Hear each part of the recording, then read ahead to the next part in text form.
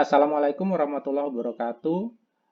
Pada video kali ini saya akan membahas mengenai level administrator.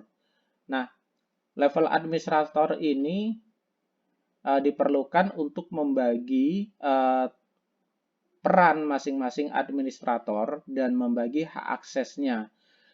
Sebagai contoh, administrator pertama dengan administrator kedua bisa jadi tugasnya berbeda, kemudian hak akses tentu saja berbeda karena ada beberapa modul-modul yang sensitif yang tidak boleh diakses oleh sembarang orang.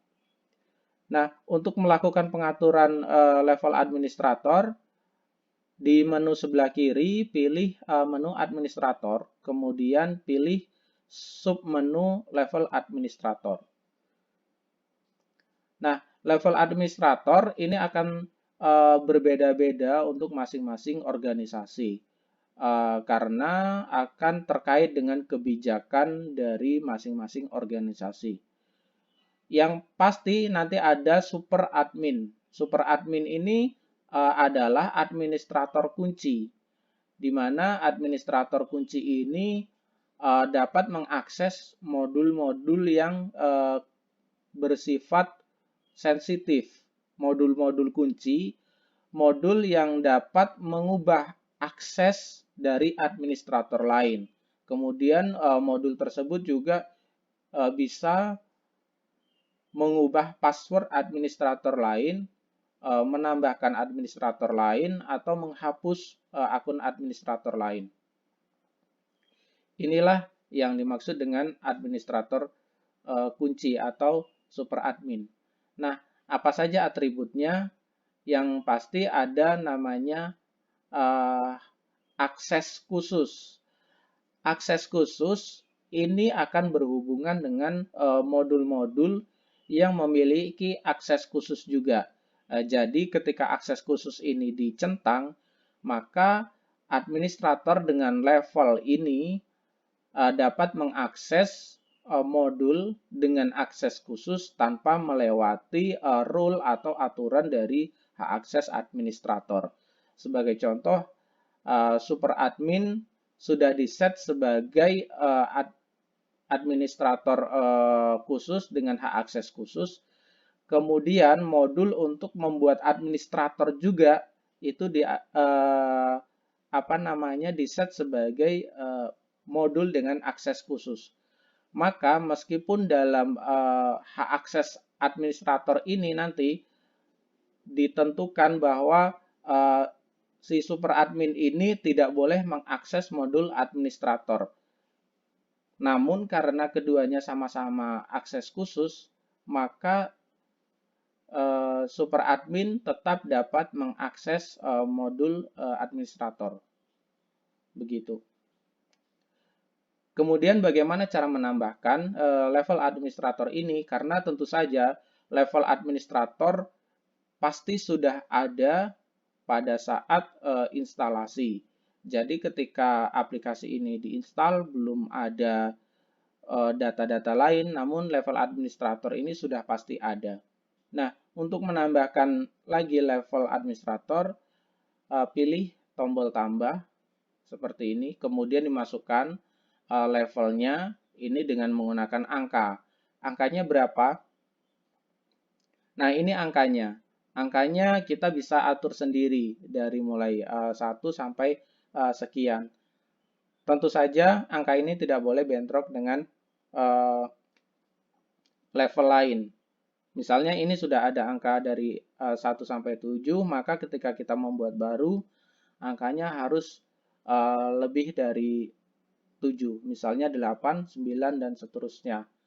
Mengapa ini tidak otomatis? Nah, alasan dari level ini tidak di setting otomatis angkanya adalah karena apabila sebuah level administrator ini sudah ada, kemudian sudah digunakan, kemudian dihapus. Nah, bagaimana cara membuatnya lagi? Cara membuatnya lagi adalah dengan membuat level administrator dan memasukkan level yang telah dihapus tadi. Apabila level ini auto increment atau dibuat secara otomatis, maka pengguna tidak bisa mengembalikan level administrator yang telah dihapus. Nah, misalnya ini administrator, kita tambahkan level baru, yaitu apa yang belum ada di sini. Di sini ada superadmin, admin, akuntansi, teller. Sebenarnya teller ini tidak ada ya. Teller ini dia akan membuat, dia akan menggunakan aturan sendiri. Maka administrator ini nanti akan berbeda dengan teller, tapi ini hanya namanya saja. Kemudian ada pengurus, ada bendahara. Misalnya kita mau menambahkan satu level lagi, yaitu sekretaris. Levelnya misalnya 8, kita buat namanya sekretaris. Nah, apakah sekretaris ini akan memiliki akses khusus?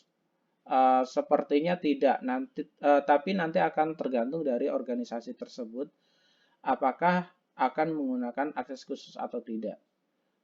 Kemudian default ini artinya ketika nanti membuat administrator baru, default ini yang akan dipilih secara otomatis. Namun tentu saja bisa diubah. Jadi kita simpan. Nah, disimpan nanti sudah ada level dengan apa namanya, dengan kode 8 dan namanya sekretaris.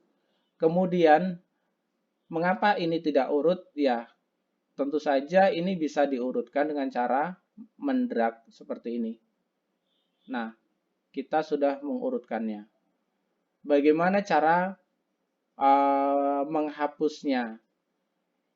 Nah, ini apakah pengguna akan benar-benar menghapus atau menonaktifkan saja? Karena data-data master itu lebih baik tidak dihapus jika tidak digunakan. Data itu boleh dihapus jika memang sudah benar-benar tidak digunakan atau dengan alasan karena salah input. Misalnya, oh ternyata sekretaris tidak ada, adanya justru level lain. Dan level sekretaris ini tidak akan pernah digunakan. Ya sudah dihapus saja. Tapi kalau memang bersifat sementara, misalnya bendahara tidak akan diberi akses dulu selama 3 bulan. Kita cukup menonaktifkannya saja. Caranya dicentang dulu record yang akan dinonaktifkan, kemudian pilih nonaktif. Maka secara otomatis ini akan menjadi tidak aktif. Nah, kita akan mengaktifkan kembali dengan cara ini aktifkan. Kemudian bagaimana cara menghapusnya secara permanen? Untuk menghapus secara permanen dicentang, kemudian dipilih tombol hapus. Nah, ini akan ada peringatan apakah Anda akan menghapus data ini. Jika kita pilih cancel, maka tidak akan terjadi apa-apa. Namun, jika kita pilih OK, maka datanya akan terhapus. Dan setelah terhapus, ini kita akan contohkan apakah level 8 tadi bisa dikembalikan atau tidak.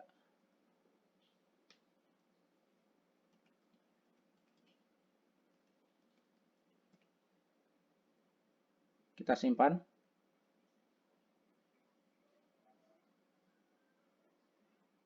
Nah, level 8 kita bisa mengembalikannya. Ini kita bisa drag ke bawah untuk mengurutkan. Nah, ini sudah kembali. Padahal sebelumnya tidak ada atau sebelumnya sudah dihapus. Nah, demikianlah untuk level administrator ini. Sampai berjumpa pada video berikutnya. Terima kasih.